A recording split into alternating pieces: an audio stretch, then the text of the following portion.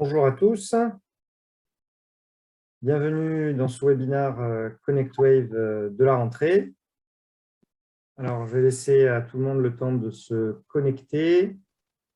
Alors, est-ce que tout le monde nous voit, nous entend? N'hésitez pas à poster des petits messages dans le chat pour nous le confirmer, qu'on voit que tout va bien, que vous êtes bien avec nous. Voilà, prenez place. On est parti pour 1 heure ensemble avec, vous allez le voir, un panel d'experts de grande qualité et un sujet vraiment d'actualité. Alors, je vous rappelle, chers auditeurs, que vous pouvez à tout moment intervenir, vous exprimer dans le chat. N'hésitez pas, c'est fait pour ça. On essaiera de répondre à toutes vos questions d'ici la fin du webinaire, bien sûr, et de ne rien laisser sans réponse. Alors, pour ceux qui ne connaîtraient pas encore, ConnectWave, c'est l'association des entreprises autour du secteur de la traçabilité et de l'identité digitale des objets connectés. On fédère un réseau de près de 10 000 sociétés, une centaine d'adhérents actuellement, avec une nouvelle dynamique cette année, en 2022, avec la création de pôles régionaux en Île-de-France, en région Auvergne-Rhône-Alpes également, et puis évidemment une palette de services pour nos adhérents. Palette qui comporte des outils de communication à travers la diffusion d'appels d'offres, de la publicité digitale également, pour vous donner de la visibilité via nos canaux, à travers LinkedIn, notre site web, des emailing, et puis de l'événementiel, bien sûr, des sessions de networking. Il y en a 2 qui sont prévues prochainement, une en région Auvergne-Rhône-Alpes, début octobre, et puis une en région parisienne fin octobre. Donc, venez nombreux. Et ConnectWave, c'est aussi bien la participation à des salons. On va proposer des réductions cette année pour ce qui se tient d'ici la fin de l'année, une année qui est très active en salon après 2 ans de pause. Et puis, on espère également l'année prochaine une présence sur des salons majeurs de l'industrie. On vise aussi chez ConnectWave à contribuer à développer, à partager le savoir-faire en matière de technologie IoT et RFID à travers des formations. On y organise de formations agréées, du conseil, des études.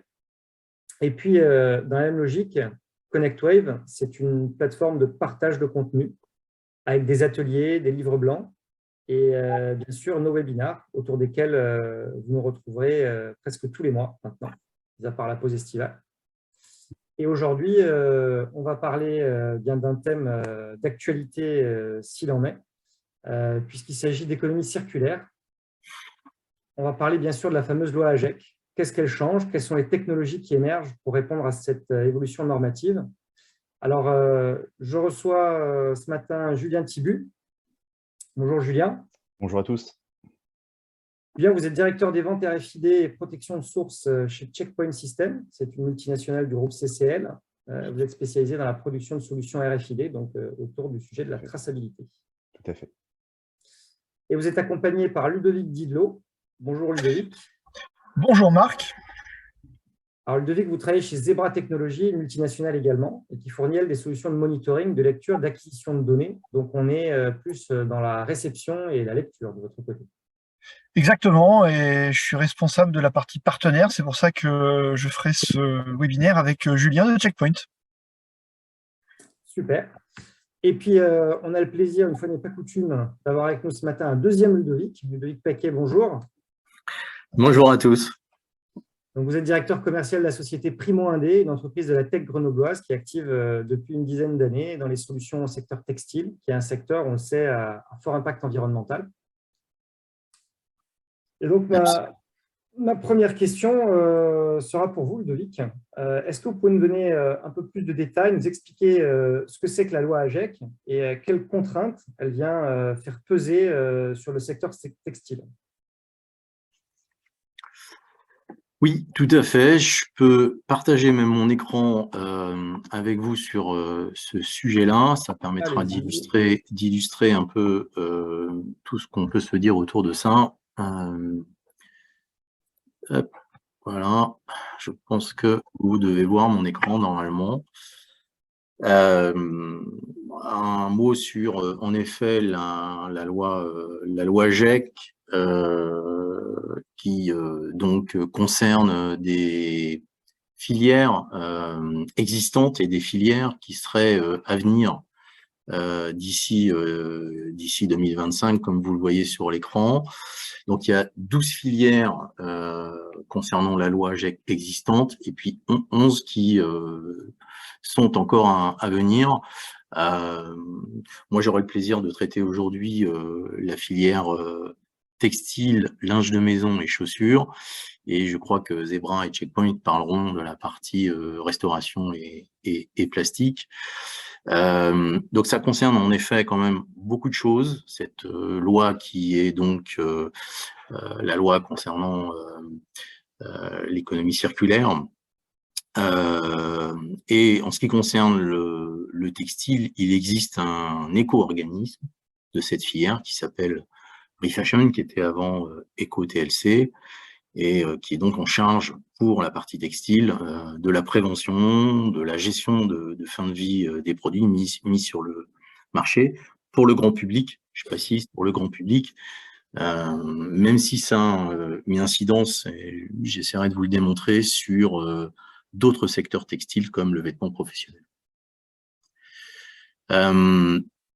Si on fait un focus en ce qui concerne le marché textile, donc de la grande consommation, on peut considérer quand même que, vous l'entendez, je pense, tous dans les médias et vous le lisez, les autorités aujourd'hui sont vent debout sur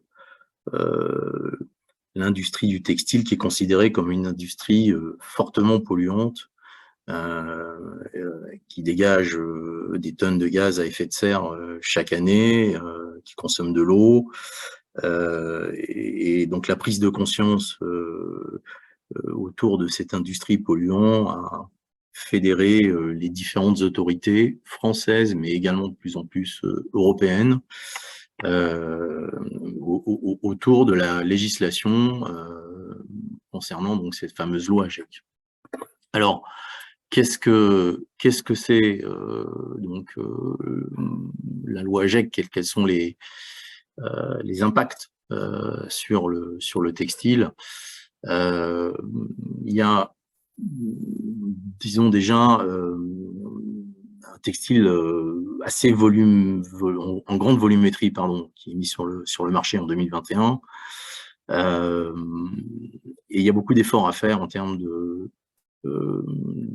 collecte de ces textiles et de recyclage de ces textiles. Vous voyez les chiffres que je vous montre ici. On a 20 000 tonnes d'invendus qui étaient détruits chaque année avant cette fameuse loi GEC qui date de 2020, pour le textile en tous les cas. Il y a 27% qui est trié sur les bases des chiffres de 2021. Donc, il y a beaucoup d'efforts à faire dans ce domaine-là. Et la loi GEC, donc dorénavant interdit depuis 2 ans de détruire les invendus qui ne seraient, enfin, les invendus non alimentaires, bon, textiles essentiellement. Elle oblige aussi à avoir des achats issus de cette filière de réutilisation pour la commande publique. J'y reviendrai tout à l'heure. On a une notion du pollueur-payeur, donc c'est le renforcement de la responsabilité élargie du producteur. Je vais aussi préciser ça tout à l'heure. Il y a des obligations de traçabilité qui seront mises en place. On parle d'éco-conception du produit aussi, avec des bénéfices en matière de recyclabilité, mais également des bonus sur les taxes que payent les producteurs et les commerçants de textiles. Et enfin, il y a une notion de passeport digital qui est introduit par l'Europe, qui s'inspire beaucoup de la loi GEC en France pour bientôt légiférer également à l'échelon européen. Donc, si on regarde l'incidence de la loi GEC sur l'interdiction des invendus, par exemple, ça oblige les producteurs les distributeurs à réemployer, à réutiliser, recycler donc les invendus de textiles. Et également, je vous parlais tout à l'heure de la commande publique, les acheteurs de toute la partie collectivité territoriale, par exemple, et État, ont dorénavant obligation d'acheter des biens qui sont issus de cette filière de réemploi ou de réutilisation dans une proportion de 20 à 40% en valeur. Et donc, ça va générer également des demandes, notamment sur le marché du vêtement professionnel, qui peut être important. Et je vous parlais aussi de la responsabilité élargie du producteur. Donc, ça oblige toute cette filière à gérer la fin de vie et donc à imaginer des technologies pour les tris. J'y reviendrai aussi tout de suite après. Tout ça, c'est un peu technique. Désolé, on passe un peu de temps, mais c'est important de comprendre la dimension de la loi AGEC. Il y a aussi, à partir de l'année prochaine, une obligation de traçabilité pour les consommateurs. Donc, c'est un étiquetage qui sera mis en place pour informer sur l'origine des produits. Et enfin, je vous parlais tout à l'heure de l'éco-conception du produit. C'est vraiment l'idée, c'est vraiment de réduire les impacts environnementaux des produits textiles tout au long du cycle de vie. Donc, pour conclure sur cette partie-là, il y a quand même une influence de la loi AGEC sur la législation européenne. Je pense que l'Europe s'apprête à légiférer sur le sujet en introduisant une notion de passeport digital, c'est-à-dire tout ce qui permettrait de tracer, d'informer les consommateurs et également les filières sur le cycle de vie du produit. Donc, un petit mot quand même aussi sur, c'est pas le sujet là, parce que évidemment on parle plutôt de textile pour le grand public, mais cette loi donc ne vise pas les vêtements professionnels, mais en revanche, comme la commande publique, les collectivités territoriales, l'État, etc., a cette obligation. On voit aujourd'hui les professionnels de ce secteur, donc je parle des EPI ou des vêtements de travail, qui organisent une offre commerciale éco-conçue et également qui s'engagent dans des initiatives de recyclage, comme par exemple le projet Renaissance Textile. Et donc c'est bien toute cette filière textile qui est concernée.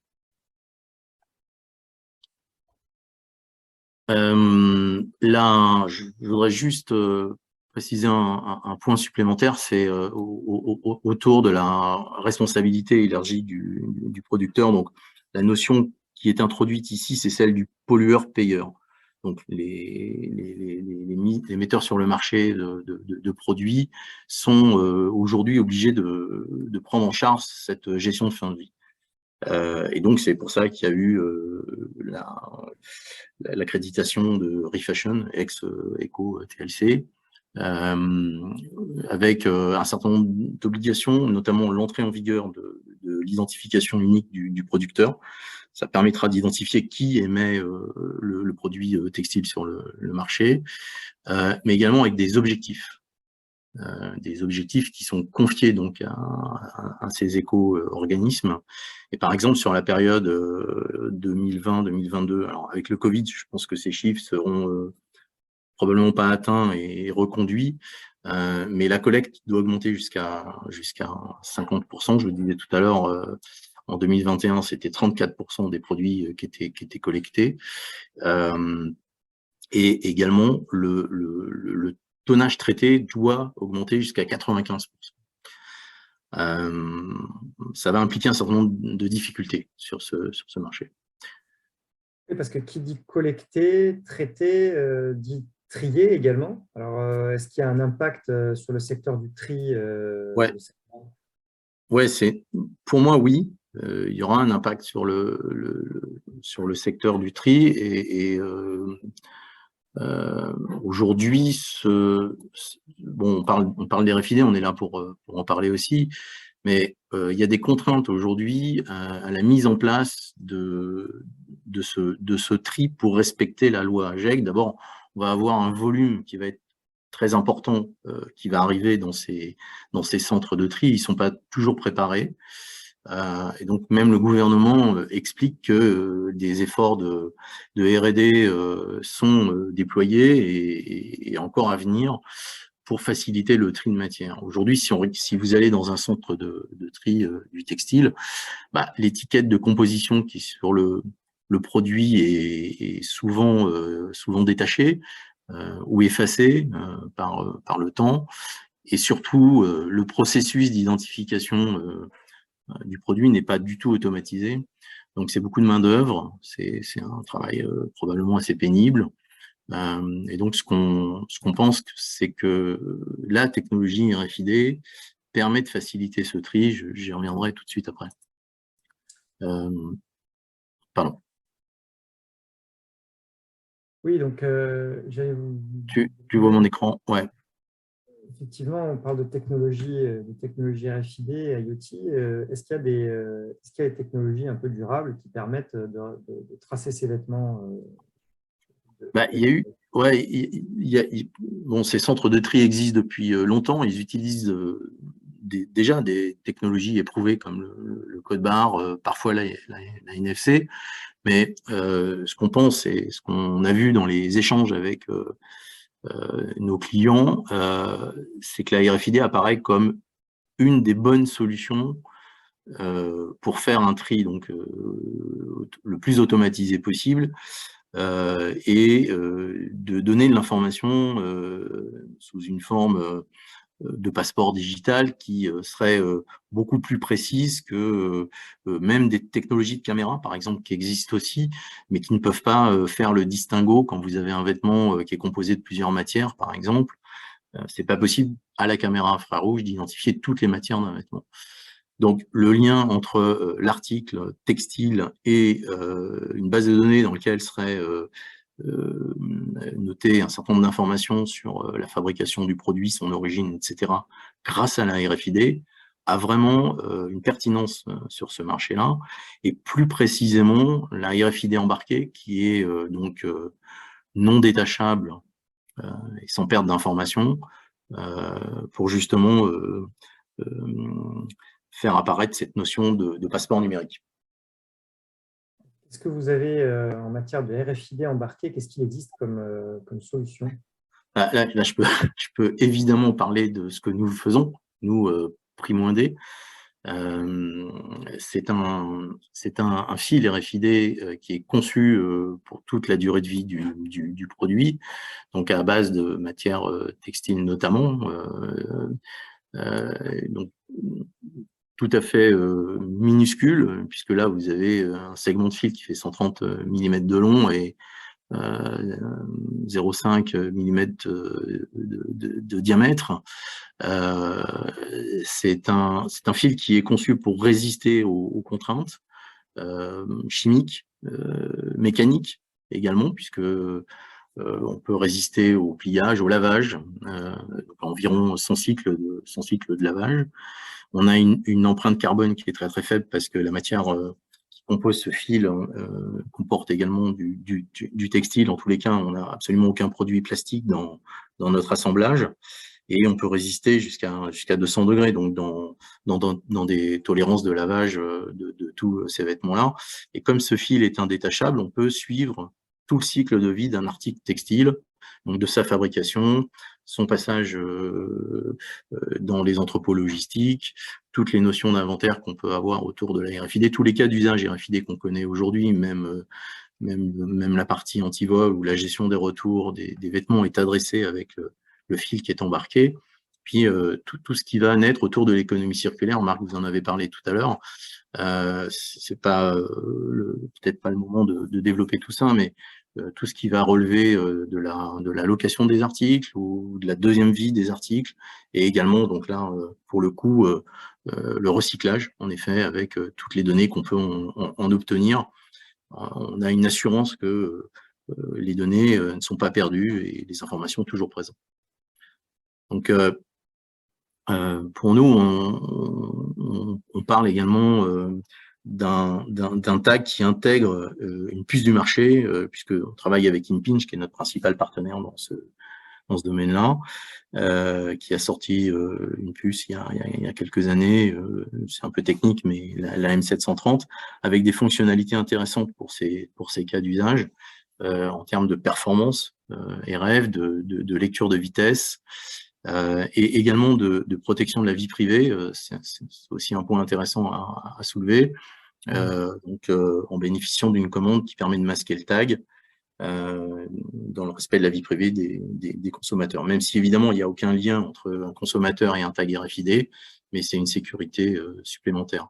Donc on a cette solution qui nous semble tout à fait pertinente et qu'on est en train de mettre en place dans ce cas d'usage, avec une distance de lecture assez importante, donc qui correspond bien au cas d'usage, une vitesse de lecture en masse, mais tout ça c'est lié à la RFID et pas forcément à un autre tag, mais le nôtre est intégré dans la matière textile, plutôt à la source, donc à la fabrication du vêtement.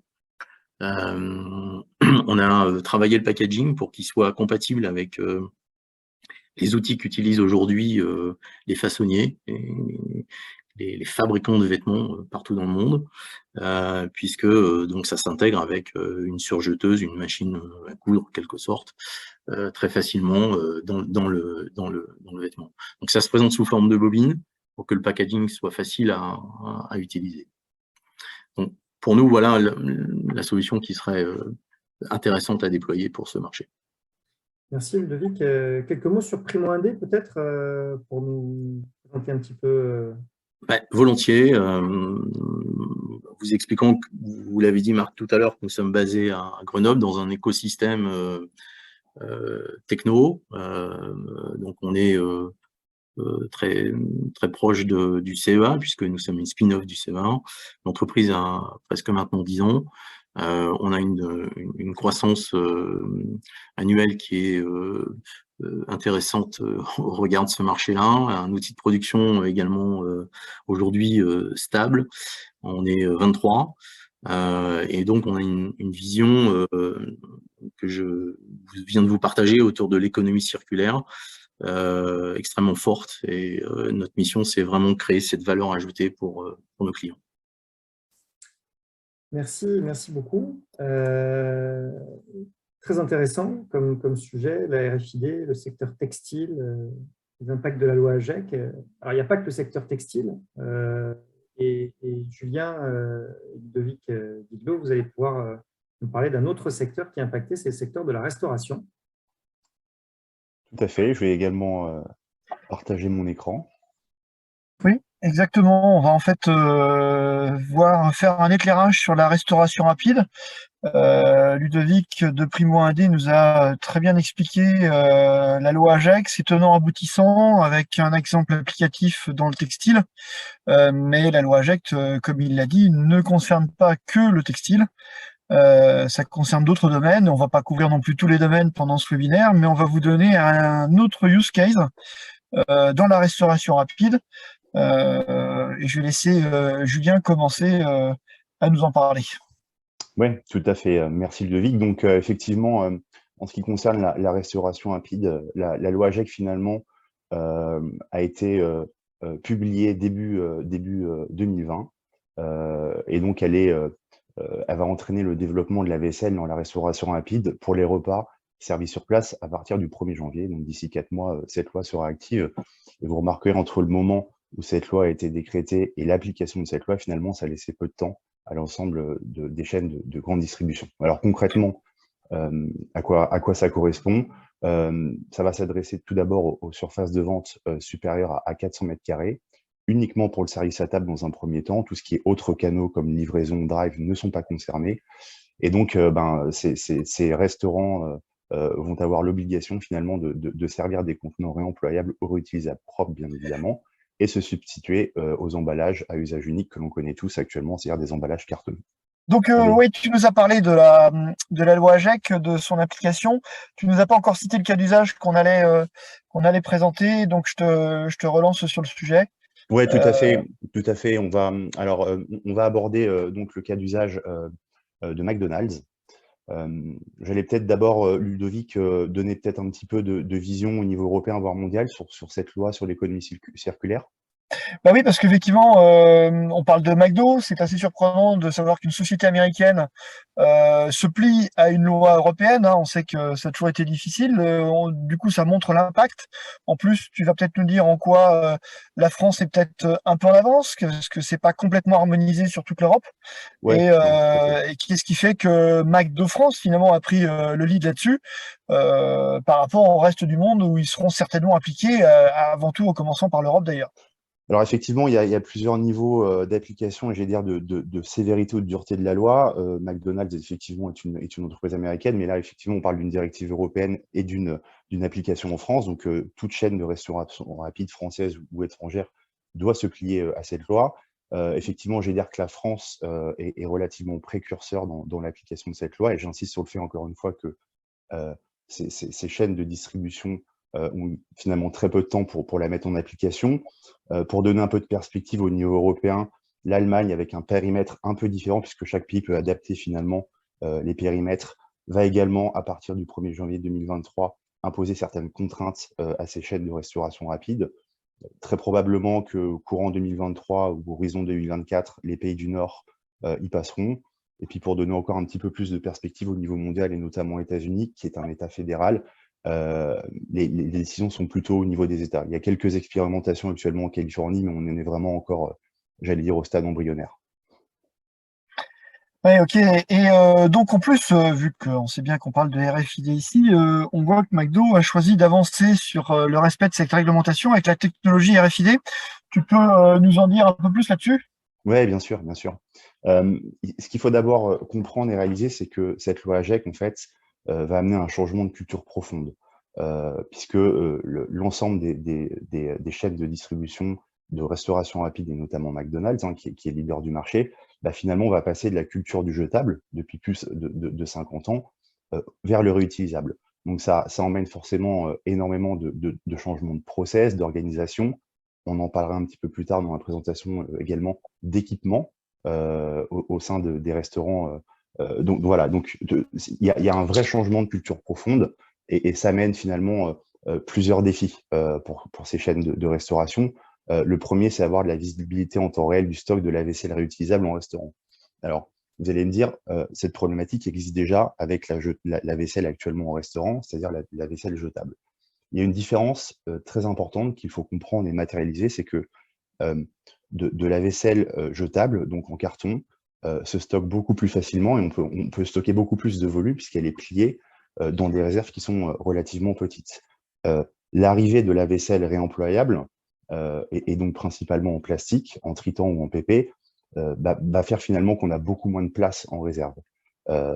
Et donc, il faut absolument avoir une visibilité en temps réel du stock à tout moment. Donc, pour ça, bien évidemment, comme dans tout programme de RFID, on va mettre en place une série d'inventaires qui va permettre en temps réel d'avoir la visibilité de son stock. C'est hyper important parce que si demain, McDonald's ou les autres enseignes n'ont plus de vaisselle disponible, bah, on va impacter directement le business. Si je n'ai plus de vaisselle réemployable, et encore une fois, j'ai moins de vaisselle réemployable en stock que de vaisselle jetable, alors j'impacte directement mon business. Bien évidemment, le fait d'avoir des inventaires précis et pointus va permettre d'optimiser les réapprovisionnements.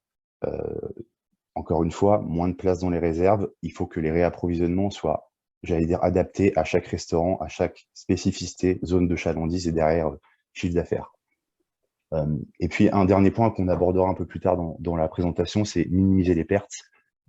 Finalement, lorsque l'on parle de vaisselle jetable, eh bien, par définition, on n'a pas de pertes. Lorsque l'on parle de vaisselle réemployable, eh ben, probablement qu'on peut avoir des pertes. Donc tous ces défis, ce changement de culture nous ont emmené, Ludovic, lors des discussions qu'on a eues ensemble avec les équipes McDonald's. Ouais. Ça a été finalement très vite et très naturel que la RFID était la technologie la plus efficace pour relever l'ensemble de ces défis. Il est vrai qu'avec sa lecture aveugle des éléments, ça permet de gagner énormément de temps. Et le temps est un vrai sujet en plus de l'espace. Tout à fait. Alors là, tu nous présentes effectivement des articles de presse, c'est assez impressionnant. On a envie de se dire que McDo a contrôlé une diffusion d'informations dans la presse, mais en réalité, c'est pas exactement ce qui s'est passé. Qu'est-ce que tu peux nous dire là-dessus? Je voulais m'arrêter sur cette slide. Donc les captures d'écran que vous voyez à l'écran datent de l'an dernier pendant la phase test. C'était intéressant de voir un petit peu la couverture médiatique, bien évidemment du fait qu'on parle de McDonald's, qui est une marque très forte en France et au niveau monde. L'ensemble de ces articles, finalement, n'ont pas vraiment fait référence à la loi AGEC, mais plus sur le fait que McDonald's testait de la vaisselle réemployable. Donc c'est finalement un autre angle, une autre approche qui a été rendue au grand public.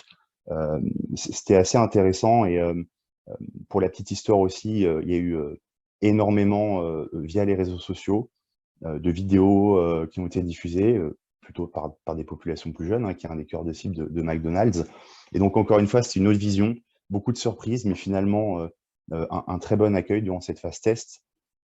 Et donc, on peut se rendre compte finalement que cette problématique initiale de la loi AGEC peut aussi être transformée, j'allais dire, d'une certaine manière, en discours très positif relatif à l'économie circulaire, la protection de l'environnement, pour McDonald's, mais évidemment pour l'ensemble des acteurs de la restauration rapide.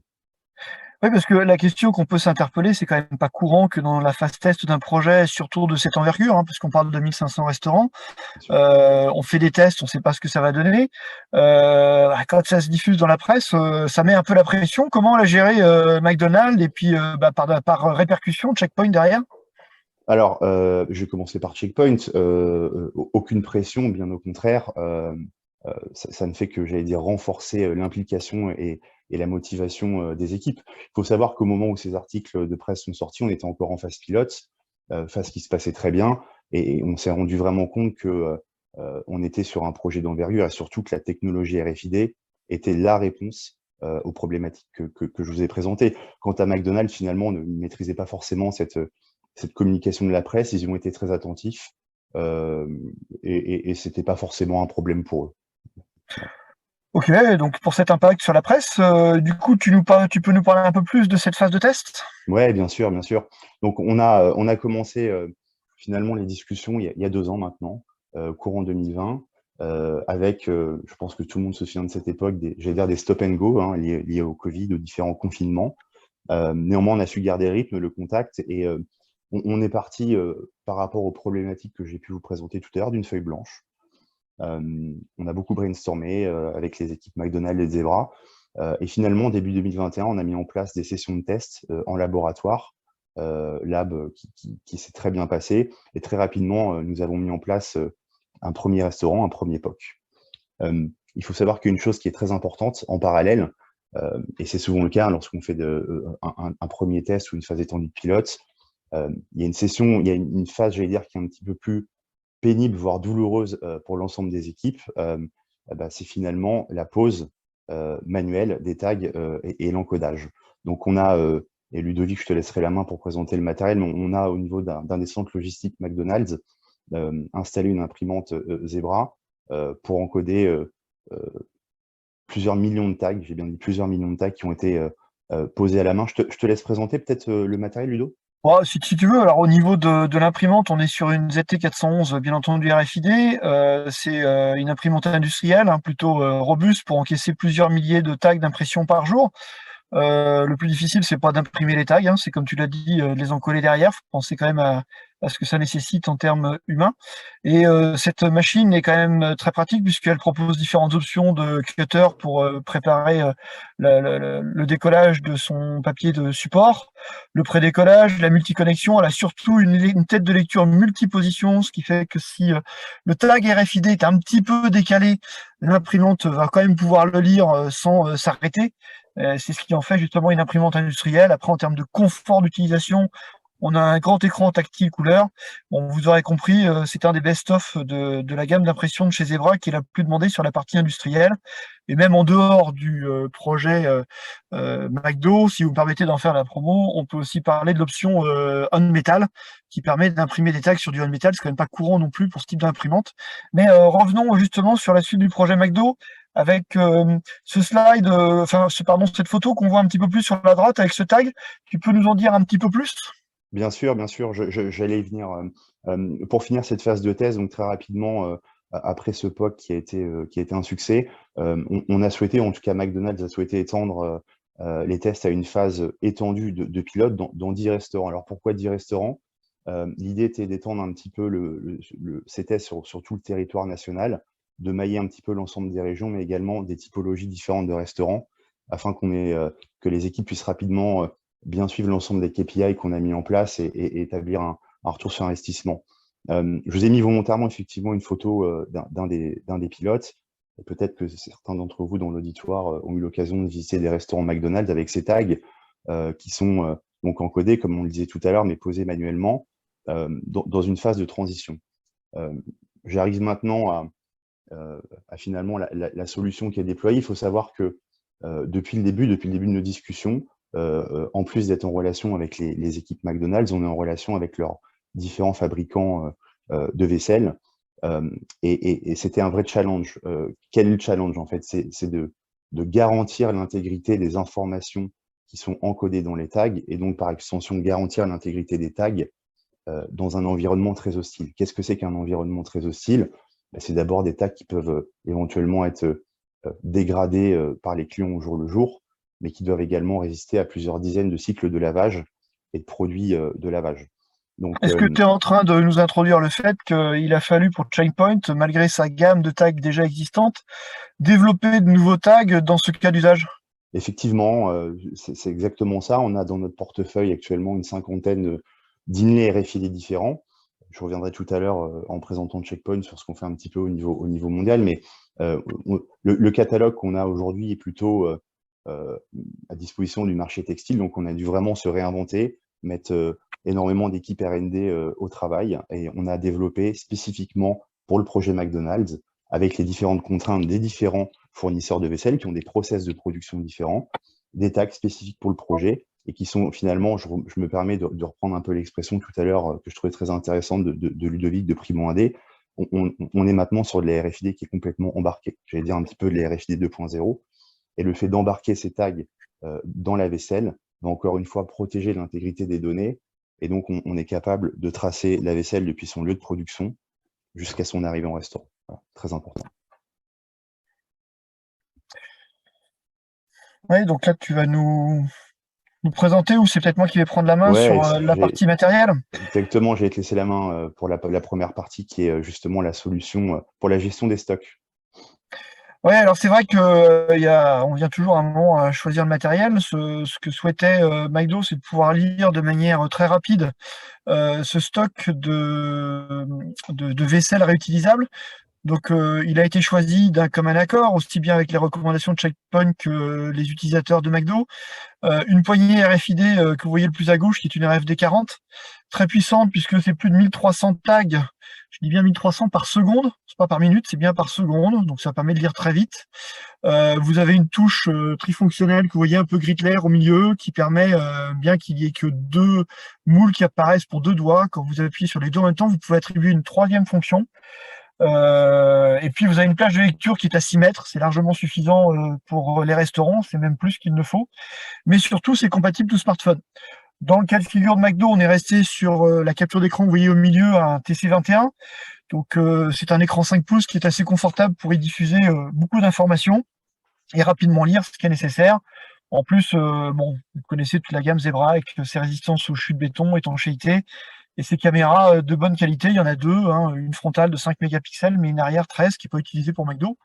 Mais c'était toujours bon à savoir pour d'autres cas d'usage. Et puis sur la droite, on a un dernier slide là qui introduit le software de Checkpoint. Je te laisse en parler, Julien. Oui, tout à fait. Peut-être en complément, Ludovic, par rapport je reviens rapidement sur le matériel Zebra par rapport aux discussions qu'on a pu aussi avoir avec les équipes McDonald's. Effectivement, le niveau d'exigence de fiabilité niveau de performance demandé nous a effectivement amené vers les dernières générations. Je parle du RFD 40 de chez Zebra. Et puis bien évidemment, derrière, on a développé spécifiquement pour les besoins de McDonald's chez Checkpoint tout le logiciel RFID, toute l'intelligence derrière. Donc ça, c'est la première solution finalement qui a été mise en place, comme finalement dans beaucoup de tests et beaucoup de déploiements RFID, hein, pas que dans la restauration rapide, mais j'élargis un petit peu, notamment dans le textile, on s'attaque toujours à la gestion des inventaires, des stocks et par extension des réapprovisionnements. Ouais, sauf que là, on a eu une particularité à étudier, c'est que on est sur de la vaisselle réutilisable et on s'est dit, c'est bien, mais changement de mœurs, gestion du changement incontrôlable parce que c'est le consommateur final, c'est chacun d'entre nous. Est-ce que tout le monde va penser? S'il y pense, va savoir ou comprendre où est-ce qu'il doit repositionner cette vaisselle réutilisable. Ça va être un vrai bouleversement, tu l'as dit en introduction, pour McDonald's en elle-même, mais également pour nous tous, où on va vouloir adhérer, mais pas forcément le faire bien dès le départ. Et il a été important de se dire, bon, bah les gars, faut pas rêver, dans la vraie vie, ça va être à la poubelle, quoi. Il y en a une partie qui va y être, comment on fait pour le gérer? Bien sûr. Et c'est là qu'on a étudié une partie tout à fait, sur les locaux poubelles. Alors, en préambule, j'allais dire que, encore une fois, cette contrainte, McDonald's essaie de la tourner, j'allais dire, en avantage, en communication. Et dans un des axes de communication aussi, c'est bien évidemment de faire énormément de pédagogie auprès de sa clientèle, mais également, j'allais dire, un petit peu de les responsabiliser. Donc, ce qui se passe, c'est que si vous allez aujourd'hui dans des McDonald's, au sein de ce qu'on appelle les lobbies, c'est-à-dire les salles en intérieur, mais également sur les terrasses où vous pouvez déjeuner ou dîner, ils ont mis en place des bacs de tri avec plusieurs compartiments, dont l'un spécifiquement destiné à rendre cette vaisselle réemployable. Très vite, on s'est rendu compte dans les phases pilotes, et on s'en rend compte encore à l'heure actuelle dans les phases de déploiement, que ce tri n'est pas forcément respecté par l'ensemble de la clientèle. Il faut savoir que dans les processus chez McDonald's, lorsqu'une poubelle est pleine, il y a un parcours, on passe par différents points stratégiques, et en bout de ce parcours, ces sacs sont détruits, sont broyés. Et donc, on s'est rendu compte rapidement que si on ne mettait pas en place une solution de lecture, je te laisserai expliquer dans un second temps, Ludovic, ce qu'on a mis en place en termes de hardware Zebra, on s'est rendu compte que si on ne mettait pas une solution à un point stratégique, finalement, on allait un petit peu à l'inverse de la loi AGEC. C'est-à-dire que, d'une part, on a des pertes sèches pour l'ensemble des restaurants, mais finalement, le fait d'introduire de la vaisselle en plastique et de la détruire immédiatement, on était complètement dans l'inverse de la philosophie de la loi AGEC. Donc, ce qu'on a décidé, c'est que dans un point stratégique de chaque restaurant, on allait mettre en place une solution qu'on appelle plutôt d'aide à la recherche de contenants et donc, in fine, d'optimisation des stocks. Je te laisse expliquer quel hardware Zebra on a mis en place. Alors effectivement, d'abord la demande originale, c'était de se dire il faut bien qu'il y ait quelque chose qui nous renseigne comme un lecteur RFID fixe, donc c'est celui que vous voyez à gauche, le FX 7005 chez Zebra. On est sur le même niveau de puissance que la poignée mobile, puisqu'on est sur 1200 contre 1300 tags secondes. Configuration en mode automatique, on a en plus des solutions 1, 2, 3 RFID pour les paramétrer à distance. On peut y mettre 2 ou 4 antennes. Ça va de -20 à plus 55 degrés, impeccable, on est bien dans l'environnement du restaurant. Mais à l'origine, comme McDo ne connaissait pas le kiosque CC6000 que vous voyez sur la droite chez Zebra, il s'était dit, bon, les infos du lecteur, on les envoie sur un PC, et le PC, il n'est pas forcément à côté. Donc, on a l'information dans les poubelles qu'il reste des contenants réutilisables qu'il va falloir aller chercher, mais il faut aller courir 10 mètres plus loin ou dans une autre salle, parce que vous passez une porte d'une cuisine à un machin pour avoir l'info. Pas vraiment pratique. Et c'est là que du coup, on a été force de proposition avec Checkpoint pour leur dire, on vous propose ce kiosque CC6000 qui a une interface intuitive, qui est assez familière, comme on a l'habitude sur nos smartphones, un écran 10 pouces qui est donc assez grand. On peut même y faire avec la caméra et le micro des visios si c'était nécessaire pour communiquer avec quelqu'un en bout de ligne. On va pouvoir diffuser les informations pour dire, voilà, actuellement, dans le local lu, on a 150 vaisselles réutilisables, on a 140, on a 36 verres, on a 3 cornets à frites, on a X ceci, X cela. Ce qui fait que c'est super précis, c'est disponible immédiatement là où on en a besoin. Et en plus, au fur et à mesure qu'ils sont piochés et retirés, on sait que du coup, il n'y en a plus. Et donc, c'est bon, on peut envoyer au broyage.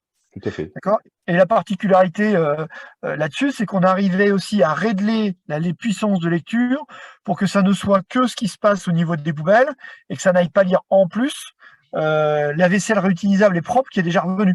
C'est important aussi parce que la RFID peut être tellement puissante que des fois, on peut lire plus que ce qu'on a besoin. Exactement, ça c'est un point important. À l'inverse du RFD 40, où on a besoin d'une lecture, j'allais dire, relativement puissante pour faire des inventaires rapides ici. Beaucoup de vaisselle est stockée à côté de ces fameux points stratégiques, et donc il fallait que la lecture soit bien évidemment optimale, mais très fine et dans une zone finalement restreinte. Et puis en complément, bien évidemment, Checkpoint a apporté la couche logicielle, a développé un software spécifique pour cette application. Et je terminerai la présentation.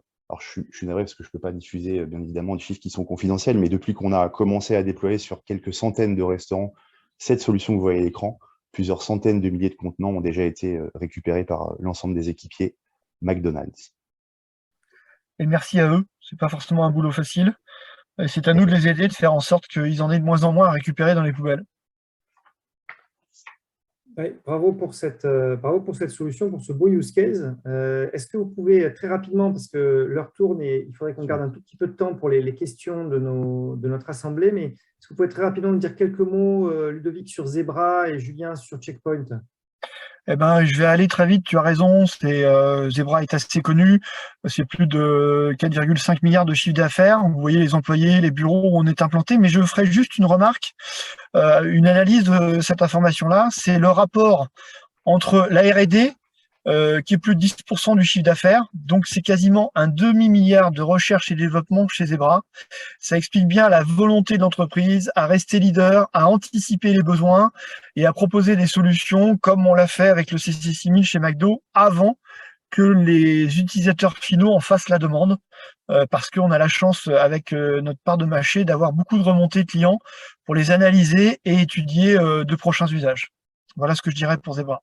Merci Ludovic. Julien? Allez, pour Checkpoint, très rapidement, donc nous sommes partis du groupe CCL, qui est un groupe canadien, avec plus de 20 000 employés dans le monde. Checkpoint, elle, est une entreprise américaine. Nous sommes quasiment 5 000. Vous voyez à l'écran 635 millions de chiffre d'affaires en France, avec la division textile, en tout cas étiquetage RFID, on est à peu près 55 millions de chiffre d'affaires. Je pense que vous l'avez compris pendant la présentation, on a une solution à 360 degrés, donc de la conception et production d'inlay RFID, quelques chiffres, 2 milliards d'inlay RFID cette année, on va monter de capacité de 3 milliards l'an prochain, et puis des solutions propres Checkpoint RFID ou via des partenaires comme Zebra et notre propre software. Énormément de ressources en R&D et d'ingénieurs. On croit beaucoup à l'innovation, c'est ce qui nous permet justement de décrocher des projets comme McDonald's, et puis vous voyez sur la droite la liste de nos principaux clients.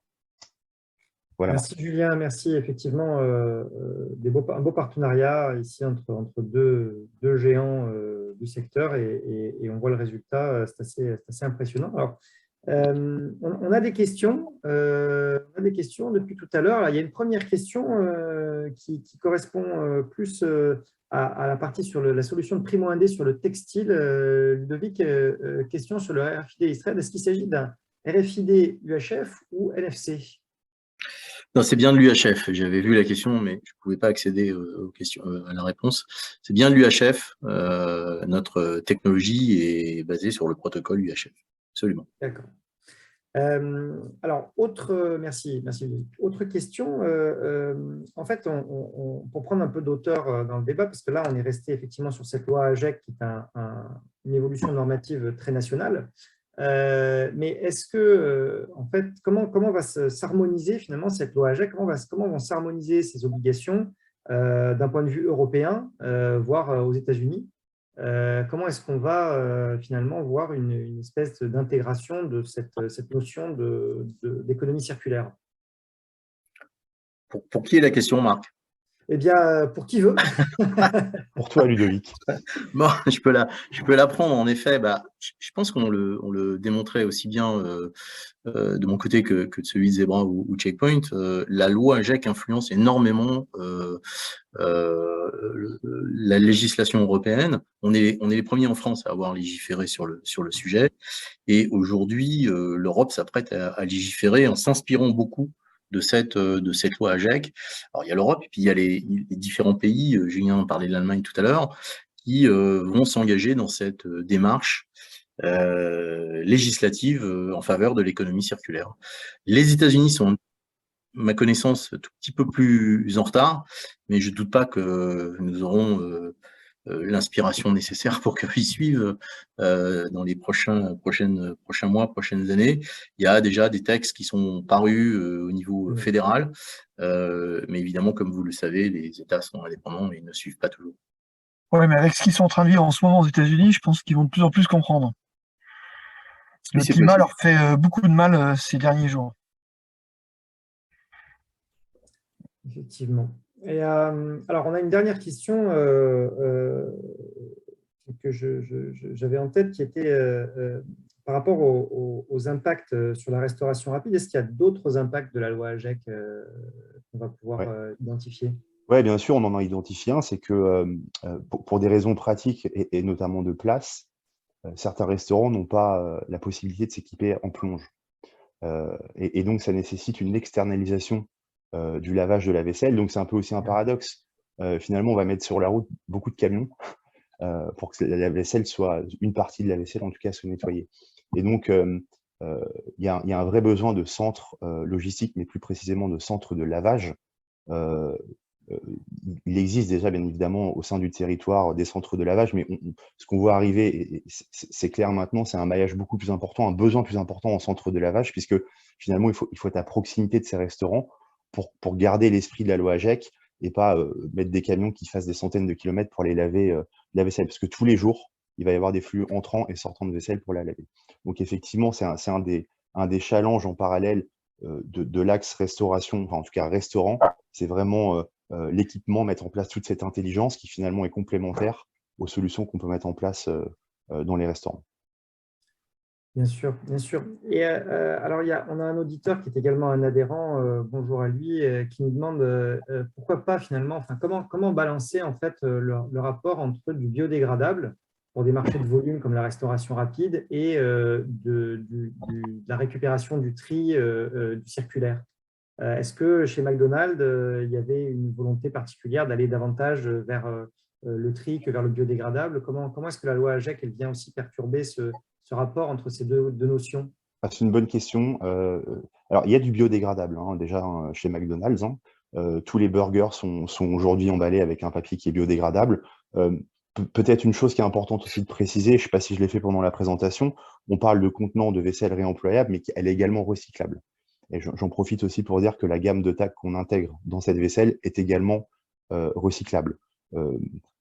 Après, je n'ai pas forcément une réponse très précise à cette question. Je pense que développer une gamme d'emballage biodégradable était aussi un vrai challenge dans le laps de temps imparti.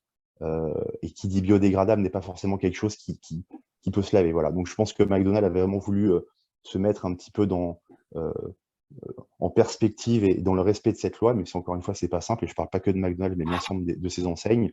Voilà, je pense que techniquement, c'était une solution qui était plus rapide à mettre en place. D'accord, merci pour cette réponse. Alors, on a des demandes davantage de détails sur la solution de tag intégré à la vaisselle. Je vous propose de la traiter peut-être en offline, Julien, par ailleurs, pour qu'on ait le temps de conclure en respectant le temps imparti pour ce webinaire. Je voulais vous remercier et remercier tous les auditeurs pour leur participation. On a eu beaucoup de questions, des présentations qui étaient passionnantes. On a vu en tout cas que voilà, l'économie circulaire, la loi AGEC, c'était véritablement un sujet d'actualité qui intéresse beaucoup de monde. On a eu beaucoup de participants à ce webinaire aujourd'hui. Je remercie Julien, Ludovic et Ludovic pour leur présentation, pour leur participation.